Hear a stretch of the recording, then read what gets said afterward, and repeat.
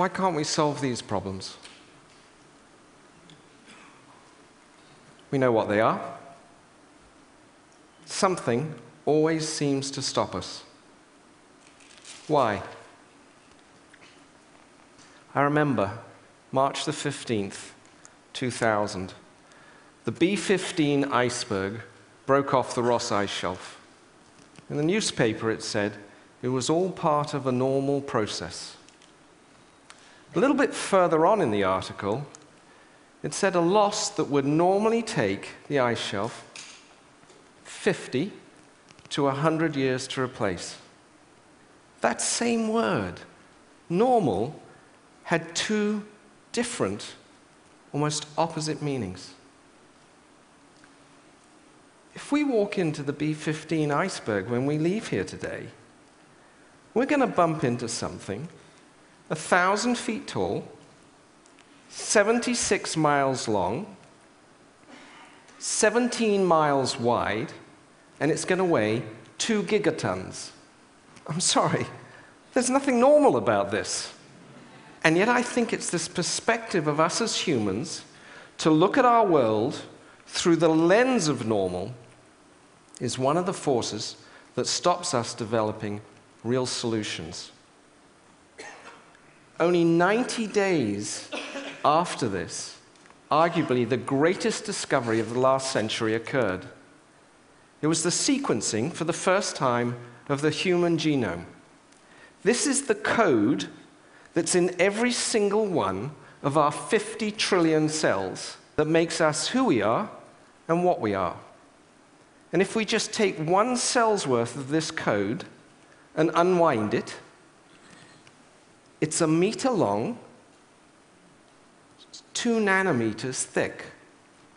2 nanometers is 20 atoms in thickness. And I wondered, what if the answer to some of our biggest problems could be found in the smallest of places, where the difference between what is valuable and what is worthless is merely the addition or subtraction of a few atoms? And what if we could get exquisite control over the essence of energy, the electron? So I started to go around the world finding the best and brightest scientists I could at universities, whose collective discoveries have the chance to take us there, and we formed a company to build on their extraordinary ideas. 6.5 years later, 180 researchers, they have some amazing developments in the lab. I'm going to show you 3 of those today, such that we can stop burning up our planet. And instead, we can generate all the energy we need right where we are, cleanly, safely, and cheaply. Think of the space that we spend most of our time. Tremendous amount of energy is coming at us from the sun. We like the light that comes into the room, but in the middle of summer, all that heat is coming into the room that we're trying to keep cool. In winter, exactly the opposite is happening. We're trying to heat up the space that we're in, and all that is trying to get out through the window. Wouldn't it be really great if the window could flick back the heat into the room if we needed it, or flick it away before it came in? One of the materials that can do this is a remarkable material, carbon, that has changed its form in this incredibly beautiful reaction, where graphite is blasted by a vapor, and when the vaporized carbon condenses, it condenses back into a different form. Chicken wire rolled up. But this chicken wire carbon, called a carbon nanotube, is 100,000 times smaller than the widths of one of your hairs. It's 1,000 times more conductive than copper. How is that possible? One of the things about working at the nanoscale is things look and act very differently. You think of carbon as black. Carbon at the nanoscale is actually transparent and flexible. And when it's in this form, if I combine it with a polymer and affix it to your window, When it's in its colored state, it will reflect away all heat and light, and when it's in its bleached state, it will let all the light and heat through, and any combination in between. To change its state, by the way, takes 2 volts for a millisecond pulse. And once you've changed its state, it stays there until you change its state again. As we were working on this incredible discovery at University of Florida, we were told to go down the corridor to visit another scientist. And he was working on a pretty incredible thing. Imagine if we didn't have to rely on artificial lighting to get round at night. We'd have to see at night, right? This lets you do it. It's a nanomaterial, 2 nanomaterials, a detector and an imager. The total width of it is 600 times smaller than the width of a decimal place. And it takes all the infrared available at night, converts it into an electron with a space of 2 small films, and is enabling you to play an image which you can see through. I'm going to show 2 TEDsters the first time this operating. Firstly, I'm going to show you the transparency. Transparency is key. It's a film that you can look through. And then I'm going to turn the lights out. And you can see, off a tiny film, incredible clarity. As we were working on this, it dawned on us. This is taking infrared radiation, wavelength, converting it into an electron. What if we combined it with this?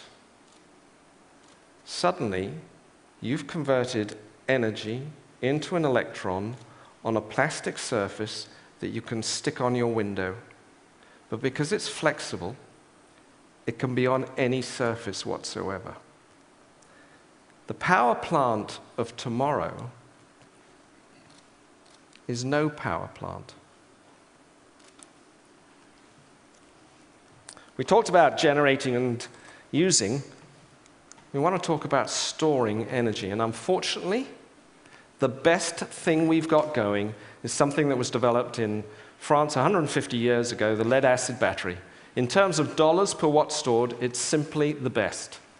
Knowing that we're not going to put 50 of these in our basements to store our power, we went to a group at the University of Texas at Dallas, and we gave them this diagram. It was in actually a diner outside Dallas-Fort Worth Airport. We said, could you build this? And these scientists, instead of laughing at us, said, yeah. And what they built was e-box.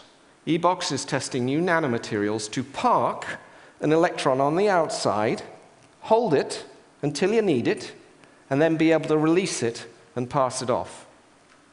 Being able to do that means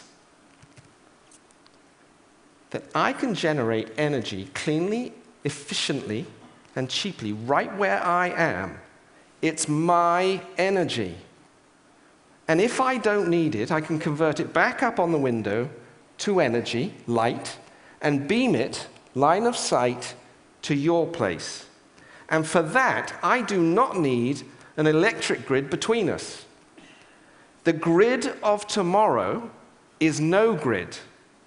And energy, clean, efficient energy, will one day be free. If you do this, you get the last puzzle piece, which is water.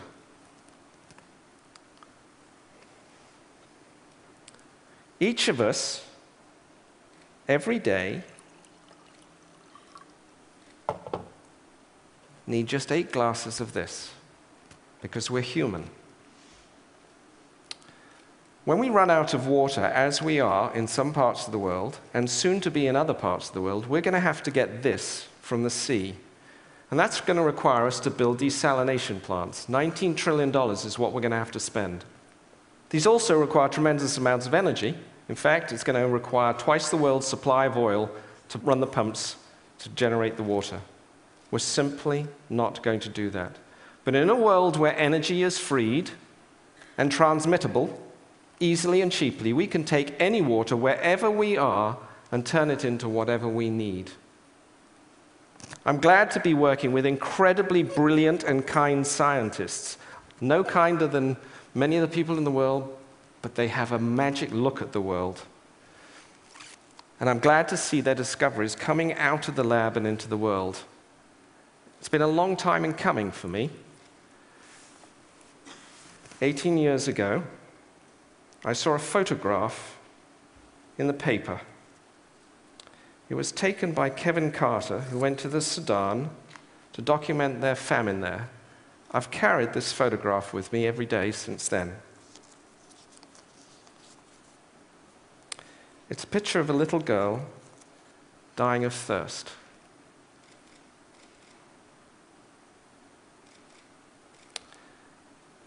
By any standard, this is wrong.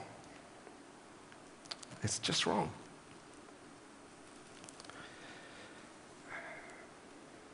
We can do better than this.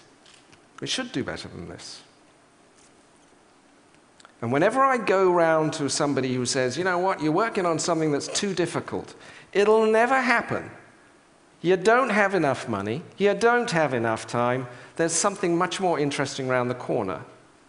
I say, try saying that to her. That's what I say in my mind. And I just say, thank you, and I go on to the next one. This is why we have to solve our problems. And I know the answer as to how is to be able to get exquisite control over a building block of nature, stuff of life, the simple electron. Thank you.